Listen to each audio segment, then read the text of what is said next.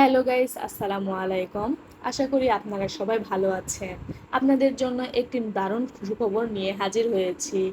শিক্ষক, কর্মচারী, শিক্ষার্থীদের অনুদানের বরাদ্দ বাড়ল। আপনারা যারা শিক্ষক, কর্মচারী এবং শিক্ষার্থী আছেন তাদের জন্য একটি দারুণ সুখবর।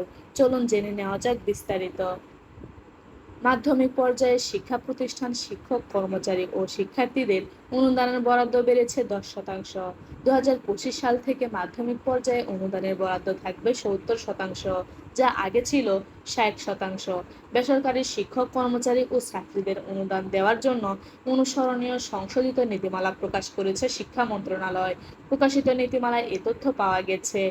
নীতিমালায় দেখা গেছে কয়েকটি জায়গায় বেশ পরিবর্তন এনেছে অন্তর্বর্তী সরকার। অনুদান বরাদ্দ পাওয়ার ক্ষেত্রে বেসরকারি শিক্ষা প্রতিষ্ঠান বন্টনে আনা হয়েছে পরিবর্তন। নিম্ন মাধ্যমিক বিদ্যালয় ও সমমানের অন্যান্য শিক্ষা প্রতিষ্ঠান অনুদান পাবে মোট বরাদ্দের 10%। মাধ্যমিক ও অন্যান্য শিক্ষা প্রতিষ্ঠান পাবে 70%।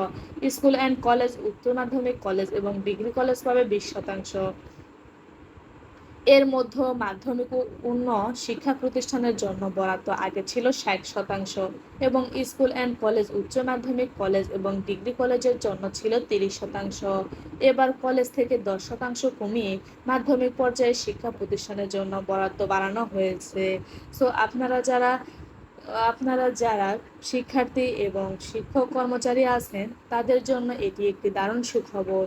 আপনারা যারা এই ধরনের ভিডিওর আপডেট পেতে চান তারা আমাদের চ্যানেলটি সাবস্ক্রাইব করবেন এবং পাশে থাকা বেল আইকনটি বাজিয়ে দিবেন। ধন্যবাদ।